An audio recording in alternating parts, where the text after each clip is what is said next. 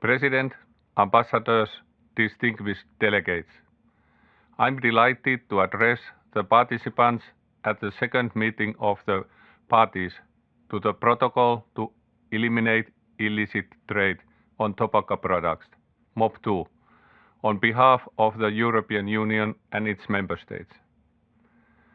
The European Union's Anti-Fraud Office, OLAF, with the cooperation of competent authorities of the member states, have consistently been at the forefront of the fight against illicit tobacco trade and continues taking decisive action to detect and investigate tobacco fraud. The illicit tobacco trade is orchestrated by organized criminals acting across borders, making detection at the national level difficult. Tobacco fraud is by its nature a global problem requiring a global solution, such as approach of the FCTC protocol to establish a global information sharing mechanism based on track and trace systems put in place by the parties to the protocol. This is why we maintain continuous support to the protocol and wish to encourage all countries that have not done so yet to accede to the protocol as soon as possible. I wish to thank the FCTC Secretariat for all the hard work in preparing the meeting documents and making this virtual session possible. We hold high expectations for successful MOP2. We encourage all parties to focus on the important objectives of the protocol and support a timely and effective implementation of the FCTC protocol.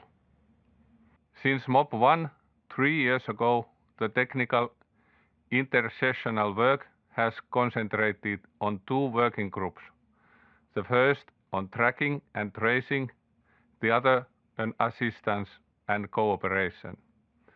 The European Union has contributed and played an active role in both groups, and we can be collectively proud of the respective outcomes. The establishment of a track and trace regime is one of the most effective tools to combat illicit trade in tobacco products. Furthermore, since illegal trade in tobacco products is a global issue, it's crucial that regional or national competent authorities can cooperate and exchange information concerning tobacco fraud. The European Union has had a track and trace system in force since 2019, allowing for the tracing of movement of tobacco products within the EU borders and sharing of key data amongst its 27 member states. The system represents a model of effective implementation of protocol obligations to establish a tobacco tracing instrument. Unfortunately, at present, the number of track and trace systems in force in other protocol parties is still very low. That's why we will be supporting the interim solution proposed for the sharing of information to allow more parties the time needed to adapt their respective track and trace system. In due course, the parties will be ready for the deployment of global information sharing focal points. There is substantial work to be done in this field. For this reason, and because we consider track and trace a key component of the protocol, we will be supporting the continuation of this work. The European Union has also an extensive network of international legal instruments to support cooperation and mutual assistance. These cooperation instruments, which include the exchange of relevant customs information or undertaking joint international operations, are important tools in fighting tobacco smuggling.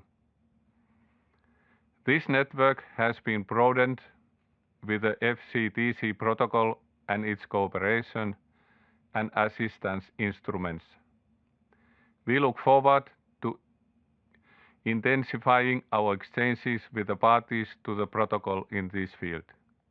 We hope that the joint work ahead will boost the full and effective implementation of the protocol by all parties.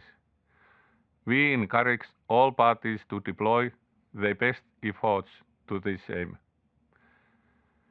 We look forward to working with all of you during this week and hope for a fruitful and successful outcome to take our global fight against illicit tobacco trade forward. Thank you for your attention.